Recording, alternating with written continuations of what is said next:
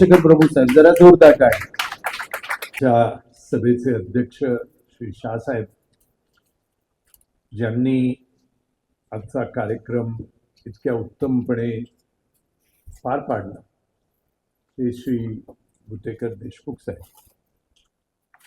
9 वाजले ते सगळ्यांचं नाव घेत राहिलो तर 10 वाजतील. त्यामुळे सर्व सर्व मान्यवरांचे नाव घेतले असं समजून आजच्या विषयाकडे थोडक्यात वळणार आहे. माझ्या समोर दिलेले 2 महत्वाचे विषय आहेत आणि ते विषय आज मांडण्याकरता विनंती करण्यात आलेली आहे. त्यामुळे त्या विषयाचा उल्लेख करूनच मी पुढे जाईल. पुनर्विकास हा मुंबईचा महत्वाचा टप्पा आहे. पूर्ण शहर जवळपास आज पुनर्विकासास गेलेले आहे. 40,000 कोऑपरेटिव्ह हाऊसिंग सोसायटी पैकी 26,000 कोऑपरेटिव्ह हाऊसिंग सोसायटी आज पुनर्विकासाच्या मागे. म्हाडाच्या 200 कॉलनी मध्ये राहत असणाऱ्या 16 लाख लोकांना जवळपास प्रत्येक कॉलनीचा पुनर्विकास करण्यासाठी लोक आतुर आहेत. मुंबईच्या बेटामध्ये आणि उपनगरामध्ये पागडी देऊन भाडेकरू म्हणून राहणारे मुंबई बेटामध्ये 16,400 इमारती आहेत ज्यांचं वय साधारणपणे 80 वर्ष आणि अधिक आहे. त्या सगळ्यांचा पुनर्विकास करण्याची आवश्यकता आहे. 70 लाख लोक झोपडपट्टीत राहतात, त्यांच्याकरता पुनर्वसनाची योजना आहे. सरकारच्या जमिनीवर 4,800 कोऑपरेटिव्ह हाऊसिंग सोसायटी आहेत. पैकी 2,500 कोऑपरेटिव्ह हाऊसिंग सोसायटी पुनर्विकासाला पात्र आहे. या सगळ्यांचा पुनर्विकास करण्याची आवश्यकता आहे आणि सरकारने भरभरून FSI वाढवून दिलेला आहे. त्यातून एकंदरीत परिस्थिती अशी झाली की बिल्डरांशी करार झाले, बिल्डिंगी मात्र झाल्या नाही. 5,800 प्रोजेक्ट मुंबईमध्ये ठप्प आहेत 15 वर्षापेक्षा आधी आणि एक्स्ट्रा FSI विकून बिल्डर देशातून पैसे घेऊन परांगदा झालेले आहेत. 4,300 बिल्डरांनी भारताची सिटिझनशिप सोडून परदेशाची सिटिझनशिप घेतली आहे आणि बुकिंग घेऊन पळून गेलेले. अशा परिस्थितीत मुंबईच्या लोकांना 1,25,999 कुटुंब इमारत पाडल्यावर भाडं न मिळाल्यामुळे रस्त्यावर आलेले आहेत. या सगळ्यातून मार्ग काढण्यासाठी पुनर्विकासाचं एक वेगळं मॉडेल करण्याचा निर्णय झाला आणि काही महत्वाची लोक एकत्र बसून मुंबईच्या नागरिकांकरता काही वेगळं मॉडेल करण्याची शक्यता आहे का त्याचा विचार करण्यात आला आणि त्यातून स्वयं पुनर्विकास हे मॉडेल निघालं. याच्यामध्ये बिल्डर नसतो आणि सोसायटी किंवा मूळ जागेवर राहणारे लोक हे स्वतःला बिल्डर स्वरूपात समजतात आणि पुनर्विकास करण्यासाठी प्रयत्न करतात. सुदैवानं हे मॉडेल तयार करणं, त्याची संकल्पना करणं, ते लिहिणं आणि त्याला जन्म देण्याचा योग माझ्या नशिबी आला. आज मुंबईमध्ये 27 प्रोजेक्ट्स पूर्ण झाले ज्याला OC मिळालेले आहे स्वयं विकासातून. 122 प्रोजेक्ट विविध स्तरावर कुठे 5 मजले झाले, कुठे 10 मजले झाले, काम चालू आहे आणि 1,800 सोसायट्यांनी स्वयं पुनर्विकास करण्याचा निर्णय घेतलेला आहे. आता स्वयं पुनर्विकासाच्या संदर्भात केवळ 2 उदाहरणं मी देणार आहे, जास्त वेळ घेणार नाही. चेंबूरला टिळकनगर स्टेशनच्या बाहेर पूर्वेला शेल कॉलनी नावाची कॉलनी आहे. त्या शेल कॉलनीमध्ये चित्रा सोसायटी नावाची सोसायटी आहे. 380 स्क्वेअर फीटची घरं आणि इतर सोसायटी प्रमाणे चित्रा सोसायटींनी पुनर्विकासाकरता बिल्डरांना पाचारण केले. 24 बिल्डरांकडून अर्ज आला आणि पूर्ण मुंबईत जास्तीत जास्त इमारती बांधणाऱ्या सर्व बिल्डरांची नावं त्या ठिकाणी आली. त्यांना सोसायटींनी सांगितलं की आम्हाला किती एरिया देणार तुम्ही हे सांगा. 380 स्क्वेअर फीटच्या ठिकाणी काहींनी 400 सांगितले, 400 देईन, काहीने 450, काहीने 450, काहीने 550, काहीने 500. शेवटी हायेस्ट बिडर हा 515 स्क्वेअर फीट आणि 2 लाखाचं कॉर्पस देण्यासाठी पुढे आला. चित्रा सोसायटीच्या लोकांना आनंद वाटला की जे 40-45% अधिक मिळते, साक्षात ब्रह्मदेवच उतरलेला आहे आपल्याकरता असं त्यांनी समजलं. पैकी काही लोकांनी चित्रा सोसायटीची स्कीम माझ्याकडे आणली आणि मला म्हणाले की हे चांगलं आहे का. म्हटलं चांगलं काय आणि वाईट आहे काय हे मी सांगत नाही, पण तुमच्या जमिनीवर जितकं तुम्हाला मिळायला पाहिजे तितकं या कोणत्याही बिल्डरांकडून मिळत नाही. ते तुम्ही स्वयंविकास केलात तर मिळेल. 380 स्क्वेअर फीटचे 525 मिळत होते आणि त्याच्यावर समाधानी, म्हणजे मुंबईमध्ये सर्वत्र जसं मिळतं 30 आणि 35% अधिक कोणताच बिल्डर लोकांना देत नाही. लोकांनी, चित्रा सोसायटीच्या लोकांनी स्वयं पुनर्विकास करण्याचा निर्णय घेतला आणि त्यांना वाटत होतं की बिल्डर देईल त्यापेक्षा थोडंफार आपल्याला जास्त मिळेल. कोणाला वाटलं की 525च्या ठिकाणी 550 मिळेल, 550 मिळेल, 600 मिळाले तर खूप झाले, 650 मिळाले तर फारच चांगलं. आज एकही व्यक्ती त्या ठिकाणी टेक्निकल नसून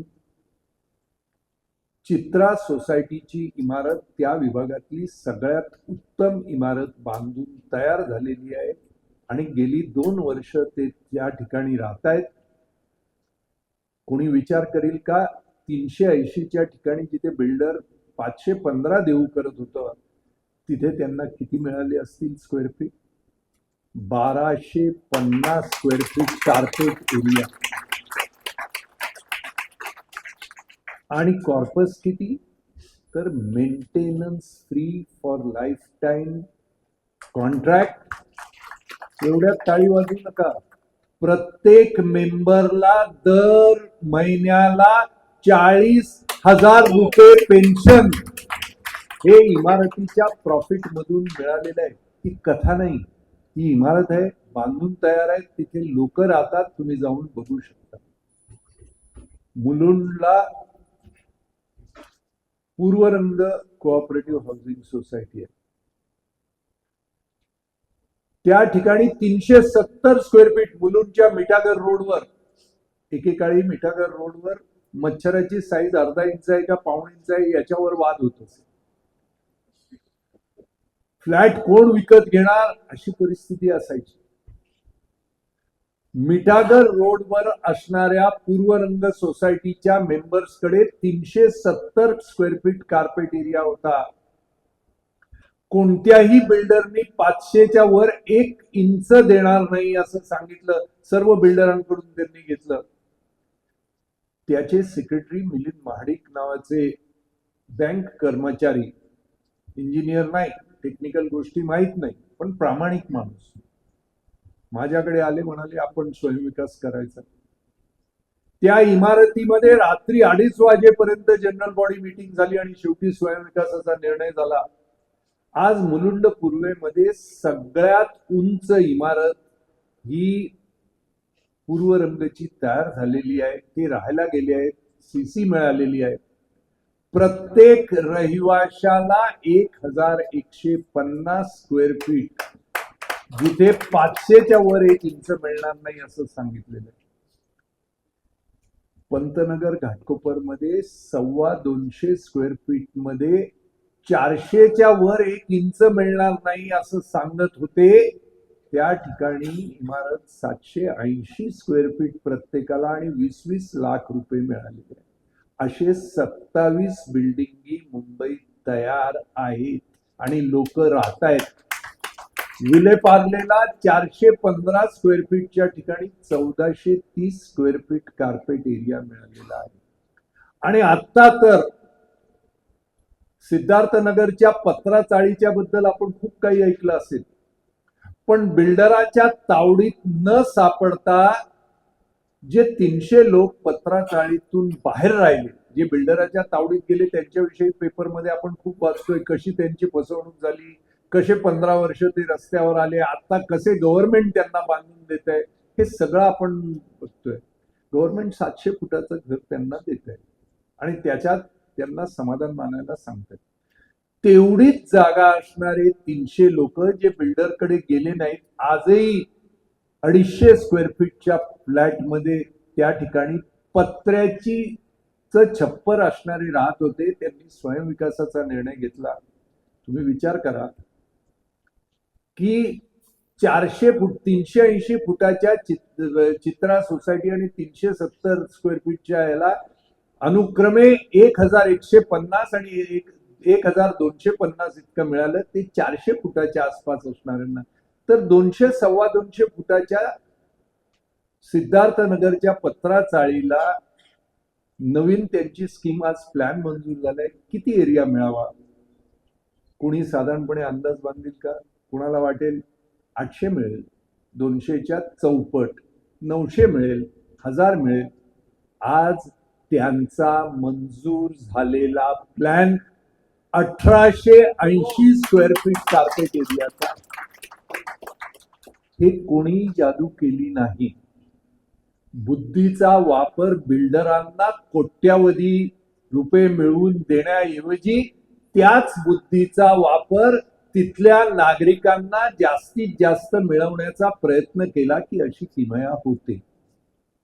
त्यामुळे आयुष्यभर आपण कोणाच्या दावणीला स्वतःला बांधतोय हे इंजिनियरांनी थोडा विचार केला तरी समाजाचं भलं होऊ शकेल. स्वतःचं भलं, स्वतःच्या आप्तेष्टांचं भलं, स्वतःला मदत करणाऱ्यांचं भलं आणि समाजाचं वाटोळं हे करणाऱ्या लोकांपासून जनतेला सावध करून स्वतःच्या जमिनीवर जे मिळेल ते स्वतः कमवावं हे सांगणं म्हणजे स्वयंपुनर्विकास. आणि हा वणवा आता पेटतोय. 1800 सोसायट्यांनी ठराव मंजूर झालेला आहे. आता फायनान्सची पूर्णपणे व्यवस्था झालेली आहे. वर्ल्ड बँकेने महाराष्ट्र सरकारला 20,000 कोटी केवळ स्वयंविकासाला देऊ केलेले आहे. त्यामुळे लोकांनी फक्त हिम्मत करावी. हो, चेअरमन सेक्रेटरींना कोट्यावधी रुपये इतरांना बुडवण्यासाठी जे मिळतात ते मिळत नाही स्वयंपुनर्विकासात. कारण जर चित्रा सोसायटीच्या चेअरमननी 515 फुटाचं एक्सेप्ट केलं असतं तर चित्रा सोसायटीचा चेअरमन आज 20 कोटीचा मालक झाला असता. जर पूर्वरंगच्या माडिकांनी 400 फूट किंवा 500 फुटात सौदा केला असता बिल्डरकडे तर महाडिक आज 25 ते 30 कोटीचे मालक झाले असते. पण त्यांनी ते केलं नाही. प्रामाणिकपणे सगळ्यांना फायदा देण्याचा प्रयत्न केला. म्हणून स्वयंविकासाचं तर पुन्हा प्रामाणिकपणा आणून आपल्या जागेचा पूर्ण मोबदला कसा मिळावा हा स्वयंविकास करण्याचं काम करतोय. आता या पुढे आजच्या सभेशी संबंधित हा स्वयंपुनर्विकास मी समजावला. तसा स्वयंपुनर्विकास ब्राउनफील्ड प्रोजेक्ट्सना जिथे इमारत आहे तिथे तोडून नवीन बांधण्याच्या संदर्भात, स्वयंविकास ग्रीनफील्ड प्रोजेक्ट्स मध्ये मुंबई पोलीसच्या 5000 constable, head constable, sub inspector आणि इन्स्पेक्टर स्तराची या लोकांनी 2010 ते 12 साली असं ठरवलं की आपण 30 आणि 40 वर्ष मुंबईमध्ये नोकरी करतो, गव्हर्नमेंटच्या पोलिसांना दिलेल्या क्वार्टर्स मध्ये राहतो, आपली मुलं मुंबईत लहानाची मोठी होतात आणि आपण रिटायर झाल्यानंतर आपल्याला मुंबई सोडून जावं लागतं. आपण ज्या गावातून आलो तिथे आपल्या भाऊबंद त्यांच्या मुलांनी त्या जमिनी आणि घराचा कब्जा घेतलेला असतो. आपल्याला परत गेल्यावर तिथे परक्यासारखं वागवलं जातं. त्यामुळे पृथ्वी तलावर आपल्याला जागा नाही. म्हणून त्यावेळेला आर आबा पाटलांशी चर्चा करून कोणाचीही मदत न घेता सरकारवर भीक मागण्याची सरकारकडून आपल्यावर पाळी येऊ नये, आम्ही आमच्या पैशानं जमीन विकत घेऊ म्हणून त्यांनी जमीन विकत घेतली. जमीन विकत घेण्याच्या प्रक्रियेमध्ये लागले 7-8 वर्ष, पण 122 एकर जमीन त्यांच्या नावावर आज आहे. आणि त्यांचं सुदैव असं की जी जमीन घेतली त्याच्या जवळपासच नव्या मुंबईचा नवा एअरपोर्ट आलेला आहे. त्यामुळे त्या जमिनीची किंमत इतकी वाढलेली आहे की 5,000 लोकांना घरं बांधून सुद्धा उरलेली घरं चांगल्या ठिकाणी ते मिळतील. एका बाजूला हिरानंदानी फॉर्च्यून सिटी आहे, एका बाजूला LNT सिटी आहे, एका बाजूला टाटा सिटी आहे, एका बाजूला वदवा सिटी आहे. अशी नव्या मुंबईचं म्हणजे मुंबई एअरपोर्टला जुहू किंवा सांताक्रूज वेस्ट हे जसं प्राईम लोकेशन होते, तसे नव्या मुंबईचे हे प्राईम लोकेशन मध्ये त्यांची जागा आज आलेली आहे. त्यांना या जागेचं स्वतःची घरं बांधून उरलेला भरपूर FSI मिळतोय, कारण इंटिग्रेटेड टाउनशिप पॉलिसी त्यांची मंजूर झालेली आहे. ती वाटेल त्या दरानं विकून त्यांना पैसे कमवता आले असते, पण त्यांनी असं ठरवलं की नाही, आम्ही आमच्या सोबत आमच्या प्रमाणेच मध्यम वर्गातून वर आलेल्या लोकांना आम्ही घरं देऊ आणि त्यातून नफा कमवण्याच्या हेतून नव्हे तर चांगली टाउनशिप बांधावी या हिशेबानं आम्ही त्या ठिकाणी निर्णय घेऊ. तर त्यांची घरं बांधून उरलेल्या FSI मध्ये बिल्डरला देऊन बाजारात 15,000 20,000 रुपये पर स्क्वेअर फीट मध्ये विकण्याऐवजी engineers city, the first city made and built by the engineers for the engineers of the engineers याची संकल्पना पुढे आली आणि देशातली पहिली इंजिनियर सिटी ज्याच्यामध्ये 1,000 इंजिनियर्स असावेत आणि थीम बेस्ड इंजिनियर सिटी असावी, ज्याचं जे डिसिप्लिन आहे त्या डिसिप्लिन प्रमाणे त्याची घरं असतील, त्याचा सेक्टर असेल, अशा पद्धतीची संकल्पना आली आणि त्या संकल्पनेवर काम करण्याचं काम चालू आहे. इंटिग्रेटेड टाउनशिपचं पूर्ण अप्रुव्हल गव्हर्नमेंट कडून आलेलं आहे. आता भुत्तेकर साहेबांनी सांगितलं की ही इंजिनियर सिटी ही आमच्या संस्थेतर्फे आपण उभी करावी. मी म्हटलं तुम्ही 1,000 नवीन कोऑपरेटिव्ह हाऊसिंग सोसायटी तयार करा, 1,000 इंजिनियर्सना एनरोल करा आणि त्या 1,000 इंजिनियर्स कडून आमच्या संस्थेला विनंती करा, आमच्या जनरल बॉडीमध्ये त्यांना सामावून घेण्याच्या दृष्टीनं जे काही संस्कार करायचे असतील ते आम्ही करण्याचा प्रयत्न करू. आणि लवकरात लवकर तुम्ही जर 1,000 लोकांची यादी जर दिली तर इंजिनियर सिटीचं स्वप्न हे साकार होण्यासाठी 2 महिन्यापेक्षा अधिक सुद्धा लागणार नाही. पुन्हा जे इंजिनियर येतील त्यांना बाजार भावानं नव्हे, इथे बाजारभाव अतिशय स्पष्ट आहे. या पोलिसांच्या कॉलनीला एकच भिंत पलीकडे हिरानंदानी फॉर्च्यून सिटी आहे. तिथे 1.25 कोटी ते 1.5 कोटी एका घराला लागतात. ते कोणालाही माहिती आहे, इंटरनेटवरून तुम्ही फाइंड आउट करू शकता. LNT ची सिटी आहे, तिथे 1.5 कोटीच्या घरात घरं आहेत. आणखी ठिकाणी सिटी आहेत त्याची रेट्स माहित आहेत. तर जे रेट्स तिथे मिळतात त्या रेट पेक्षा सबस्टॅन्शियल डिस्काउंट मध्ये ही घरं आपल्याला मिळतील, कारण या घरांमध्ये बिल्डर नाही आणि हेतू कोणाला फायदा करण्याचा नाही. हेतू असा आहे की या बिल्डर मध्ये मध्यमवर्गीय इंजिनियर्सना घरं मिळावी, कायमस्वरूपी त्यांचं तिथे वास्तव्य व्हावं आणि त्यातून मिळालेल्या पैशातून जे पैसे उरतील त्यातून ह्या बिचाऱ्या पोलीस कॉन्स्टेबलला, ज्यांना 18,000 आणि 20,000 पेन्शन गव्हर्नमेंट कडून मिळतं, त्यांना एडिशनल पेन्शन आयुष्यभर मिळून त्यांनी सुखानं आणि समाधानानं रिटायरमेंट लाईफ तिथे जगावं, अशा पद्धतीचा स्वयंविकासाची ही संकल्पना आहे. आणि या संकल्पनेत बुद्धेकर साहेबांनी, शाह साहेबांनी सांगितलं की आमच्या इंजिनियर्सना या संकल्पनेत तुम्ही सामावून घ्या आणि आज येऊन ही संकल्पना लोकांना समजावून सांगा. म्हणून आज या ठिकाणी मी आलेलो आहे. आपल्याला या संकल्पनेत सामील व्हायचं असेल तर आपण याच्या संदर्भात निश्चित आपल्या असोसिएशनशी चर्चा करावी आणि जास्तीत जास्त मेंबर्स असावेत. काही सिनियर इंजिनियर्स म्हणाले की आम्ही सध्या सर्व्हिसमध्ये नाही, पण आमच्या मुलांकरता आम्ही अर्ज करू शकतो का?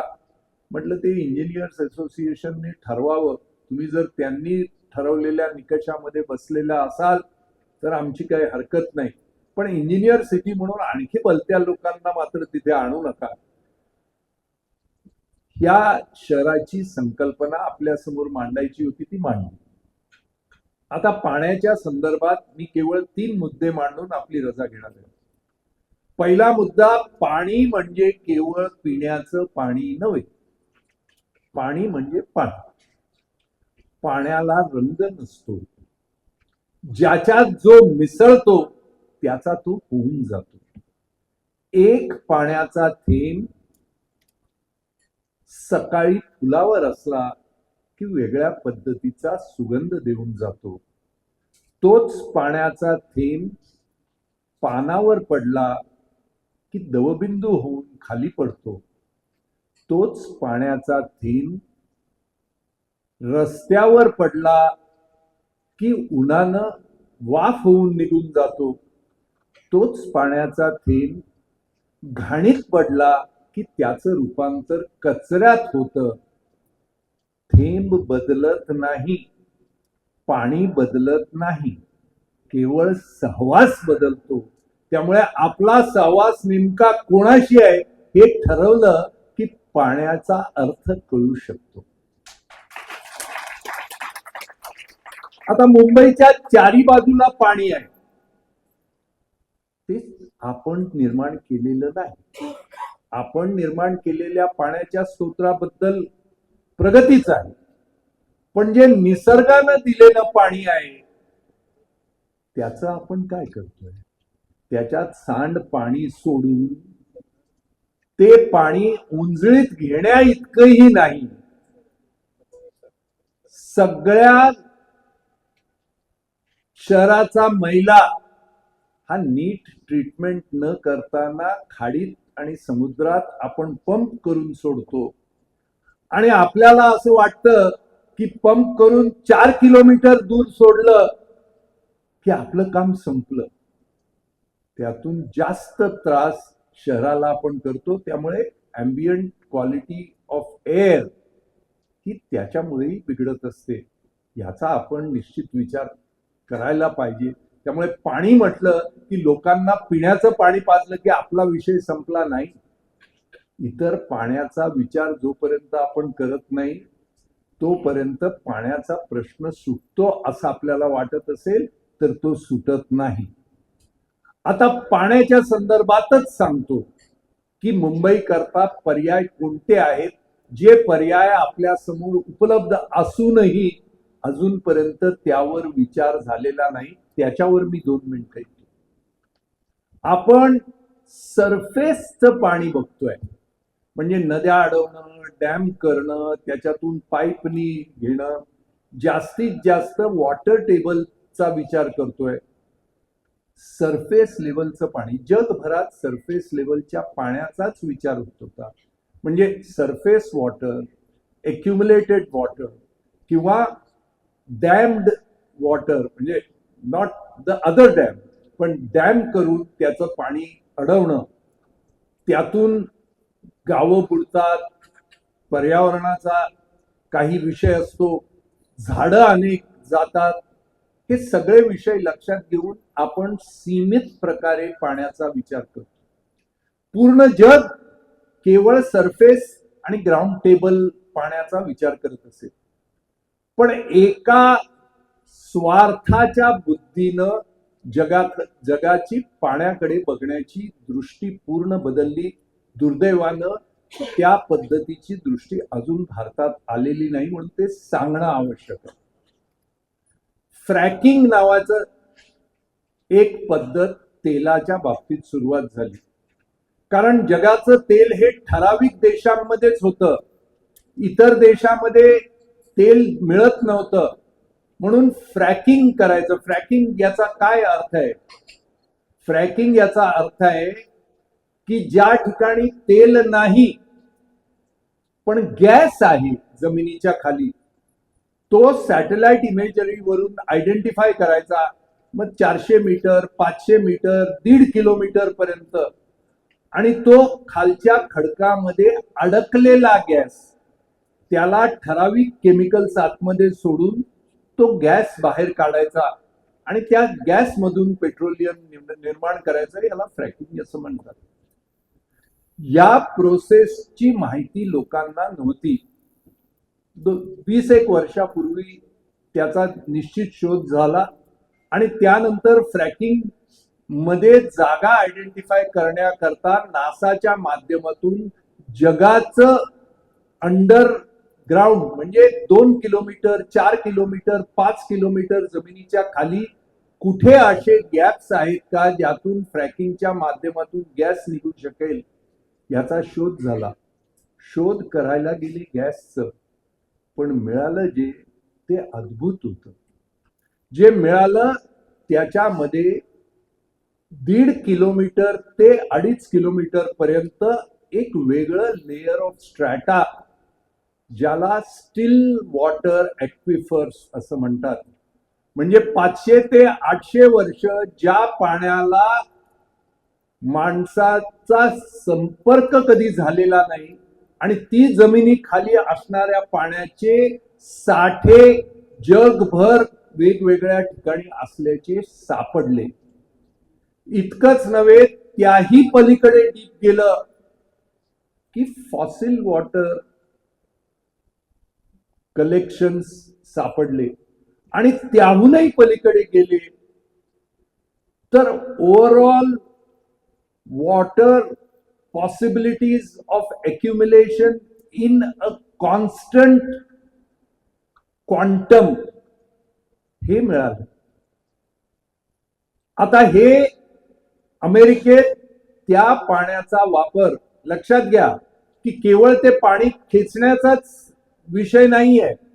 विषय असा आहे की जे सरप्लस पाणी, ज्याला आपण स्टॉर्म वॉटर म्हणतो किंवा रेन वॉटर म्हणतो, आपण पंप करून समुद्रात नुसतं फेकून देतो, ते समुद्रात न फेकताना या अंडरग्राउंड ॲक्विफर्सना, म्हणजे अंडरग्राउंड ॲक्विफर्स म्हणजे विहीर चार्ज करण्यासाठी लागणारे 100-200 फुटाचे नाही, फार डीप, त्यांना केवळ बोर करून जितकं पाणी वाहून जातं ते पाणी न वाहून जाताना ते जर या ॲक्विफर्सना चार्ज केला तर मुंबई सारख्या शहराला लागणार पाणी 5 वर्ष पुरेल इतकी कॅपॅसिटी त्या ॲक्विफर्स मध्ये उपलब्ध आहे. याच्या करता कोट्यावधी रुपयाचे डॅम्स बांधण्याची गरज नाही, लाखो कोटी खर्च करण्याचे प्रोजेक्ट्स दाखवण्याची गरज नाही. याच्या करता केवळ बोरिंगची ऍडव्हान्स टेक्नॉलॉजी आहे, त्याचा वापर करावा. मात्र ते करण्याआधी निश्चित असे ॲक्विफर्स कुठे आहेत हे सॅटेलाइटनी खात्रीलायक आयडेंटिफाय करावे, त्याच्या कॅपॅसिटी समजून घ्याव्यात. आणि नासाने आणि इस्रोनी या बाबतीत काम केलेलं आहे. 1910 साली प्लॅनिंग कमिशनच्या समोर मी स्वतः मॅसेच्युसेट्स इन्स्टिट्यूट ऑफ टेक्नॉलॉजी, जिथून माझं शिक्षण झालं बॉस्टनची, त्याच्या टीमला घेऊन याविषयी अमेरिकेमध्ये कशा पद्धतीनं मिळालेलं आहे आणि भारतात विशेष वेस्टर्न कोस्टला लागून ॲक्विफर्स कुठे कुठे मिळण्याची शक्यता आहे, त्याच्यात मुंबई परिसरात 22 पॉसिबिलिटीज त्यांनी इनिशियल याच्यात 8 लेयर्स सॅटेलाइटच्या याच्यात ट्रॅकिंग करता प्रयत्न करत असताना हे ॲक्विफर्स त्यांना मिळालेले आहेत.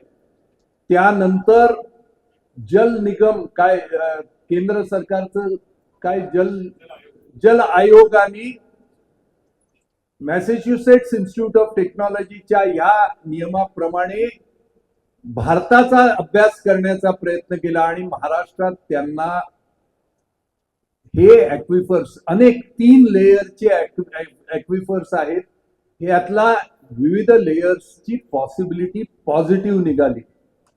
त्यानंतर मात्र कॉन्ट्रॅक्टरांची लॉबी इतकी मजबूत झाली की याच्याविषयी कोण पुढे भेटायला तयार नाही.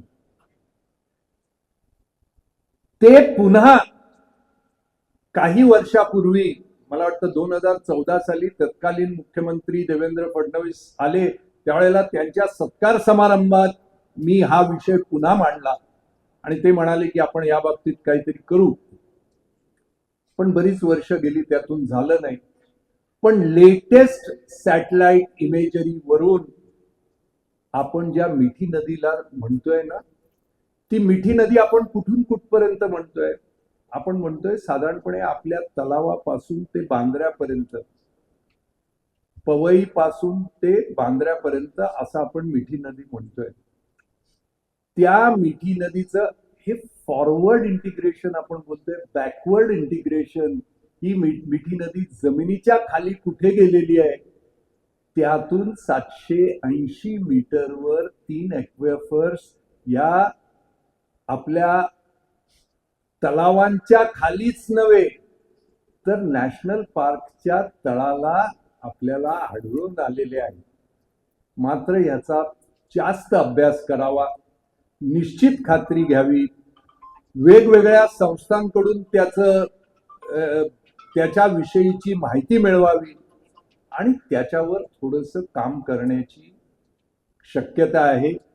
आणि ते काम जर आपण केलं तर मूलभूत काम होऊ शकेल आणि शहराच्या पाण्याचा प्रश्न जो सातत्यानं शहराच्या लोकसंख्येची वाढ जशी जशी होते, ते शहरच वाढत आहे. आधी मुंबई होती, ठाणं मुंबईत नव्हतं, आता ठाणंही म्हणते आम्ही मुंबईत आहोत कारण आम्ही MMR आहोत. वसई विरारही म्हणते आम्ही मुंबईत आहोत, आम्ही MMR आहोत. त्यामुळे MMRच्या नावाखाली मुंबईची वाढ इतकी झालेली आहे. तर खुद्द मुंबईत 1,30,00,000 लोक जरी असतील तर MMR मध्ये आता 2 कोटीच्या वर लोक झालेली आहेत. तर पाण्याची आवश्यकता जशी वाढत जाईल तशी वेगवेगळ्या गोष्टींचा विचार करण्याची आवश्यकता आहे. अशा पद्धतीचं लिनियर थिंकिंगच्या ऐवजी थोडंसं लॅटरल थिंकिंग करण्याची ही आवश्यकता आहे.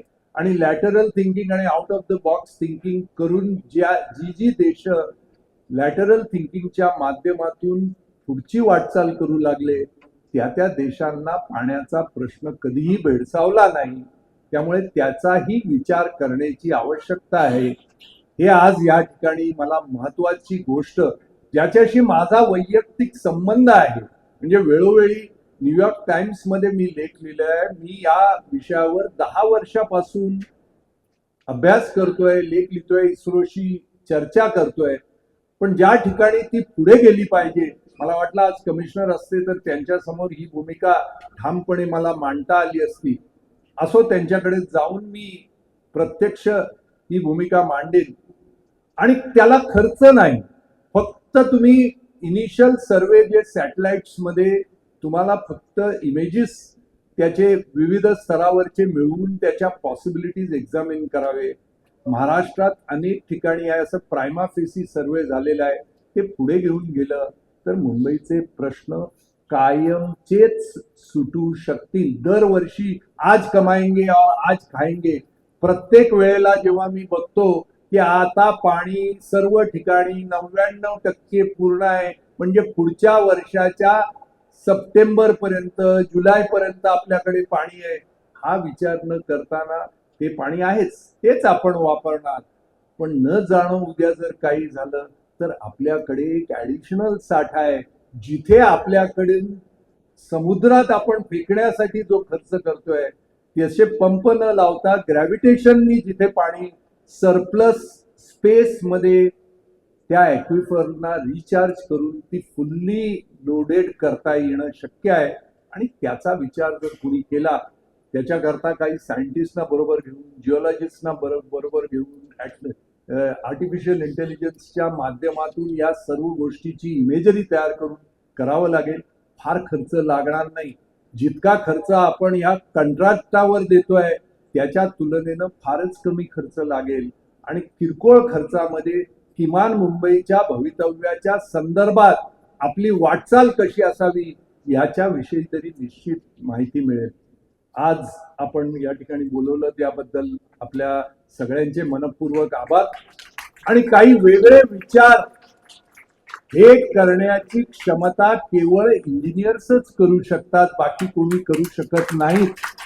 आणि म्हणून याची सुरुवात हे राजकीय पुढाऱ्यांच्या ठिकाणी केलं असतं तर कदाचित फार जोरानं टाळ्या वाजवल्या असतात आणि जितक्या जोरानं त्यांच्या टाळ्या येतील तितकं त्यांना कळलं नाही याची खात्री असते. त्यामुळे तिथे न बोलताना माझ्या बिरादरीच्या लोकांना सांगतोय, तर आपण जर सुरुवात केली तर जशी स्वयंविकासाची चळवळ गेली 12-14 वर्ष आम्ही करण्याचा प्रयत्न करत होतो आणि आज ती यशस्वी झाल्याचं आम्ही बघतोय, तसं आज जर ही चळवळ आपण पाण्याच्या संदर्भात वेगळ्या विचाराची जर सुरुवात केली तर येत्या 3 ते 4 वर्षामध्ये मुंबईच्या पाण्याचा पेरेनियल जो सोर्सचा प्रॉब्लेम आहे तो आपण सोडवू शकू. एवढंच बोलून आपली रजा घेतो. धन्यवाद. जय हिंद. जरा जोरदार टाळ्यांचा कडकडाट.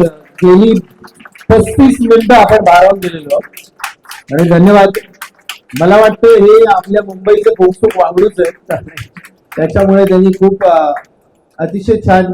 मी आपणा सर्वांना विनंती करेन पुढील 5 मिनिटांसाठी बसावं, कारण सगळ्यांना प्रश्न पडला होता महापौर येणार होते, राजकीय वर्तुळातील लोक येणार होती, त्याचं काय झालं. तर ते आलेले आहेत. बसा बसा बसा, 1 मिनिट फक्त, 5 मिनिट बसा. आणि 2 मातब्बर व्यक्तिमत्व इथे आलेली आहे आणि 2 वेगवेगळ्या पक्षातली आहेत.